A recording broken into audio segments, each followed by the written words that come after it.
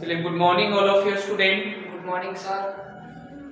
चलिए, आज आपको देखिए ग्रामर का सेकेंड वीडियो पार्ट पढ़ाने जा रहे हैं, ठीक है? Yes sir. देखिए, फर्स्ट हम आपको बताएंगे कि ग्रामर क्या है ना, यानी व्हाट इज ग्रामर। ग्रामर क्या है ये देखना है, ठीक है? तो a grammar is sets of rule that govern a language, है ना। अब देखिए, ग्रामर को ऐसे हिंदी में क्या बोला जाता है? व्याकरण, है ना।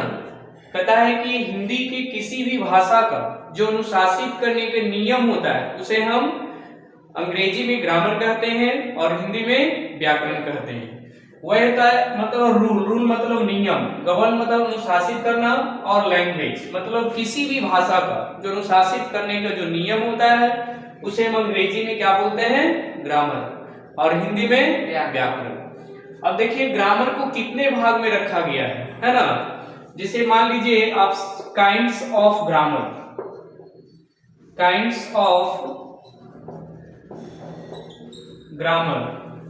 तो there are 5 kinds of grammar, है ना। अब यहां देखना है कि ग्रामर को कितने भागों में रखा गया है? 5 भागों में रखा गया है ना।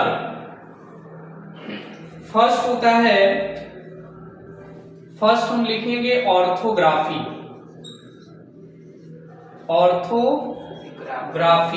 ठीक है। दूसरा होता है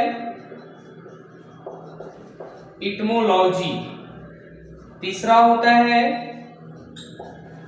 सिंटैक्स, चौथा होता है पंक्चुएशन, ठीक है। पांचवा होता है प्रोसोडी, ठीक है।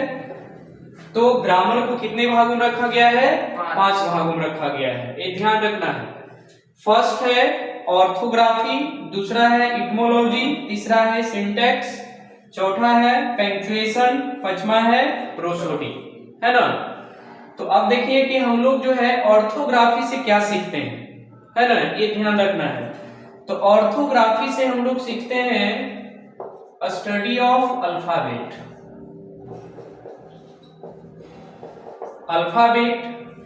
दूसरा इटमोलॉजी, स्टडी ऑफ वर्ड माने वर्ड्स, तीसरा है सिंटैक्स, स्टडी ऑफ सेंटेंस, ठीक है। उसके बाद पंक्चुएशन, स्टडी ऑफ मार्क्स, उसके बाद है प्रोसोडी, स्टडी ऑफ रिथम, फिर उसके बाद ट्यून, म्यूजिक, ठीक है। अब इसको ध्यान से देखना है, इसको समझना है ना।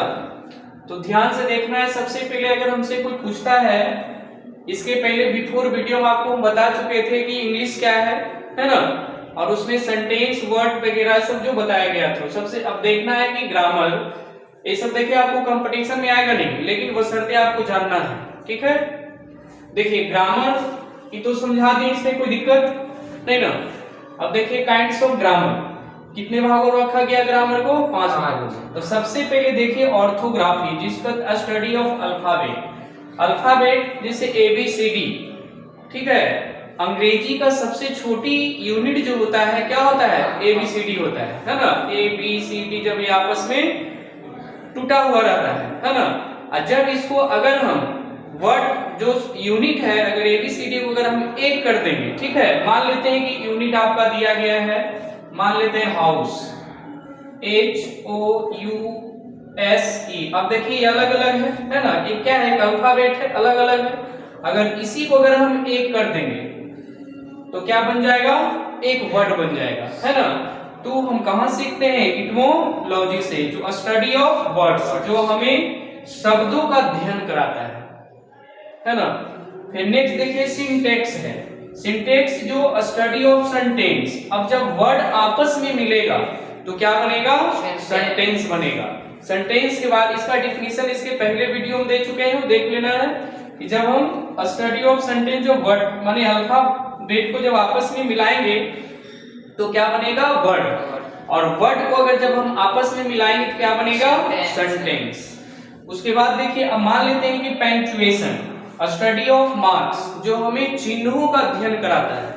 अब से कोई भी सेंटेंस लिखते हैं, जैसे मान लीजिए सपोज दैट आपको बोला जाए डू यू ईट।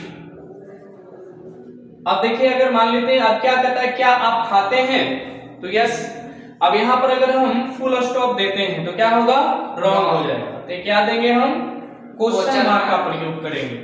तो ग्रामर एक ऐसा सब्जेक्ट है कि चिन्ह को भी ध्यान देना है ना।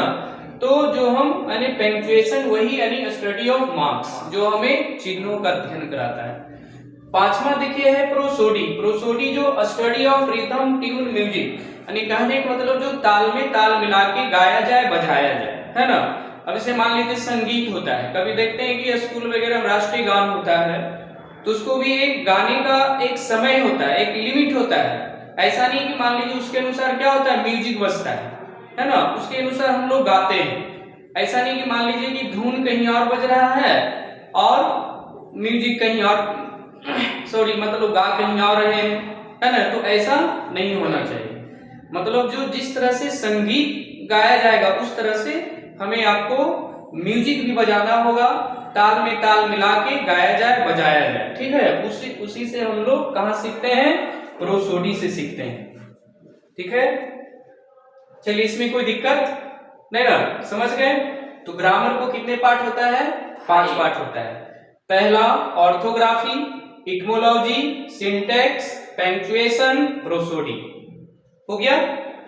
अब चलिए इसको मिटा दें। अब हम लोग चलते हैं बाय बुक, है ना। जो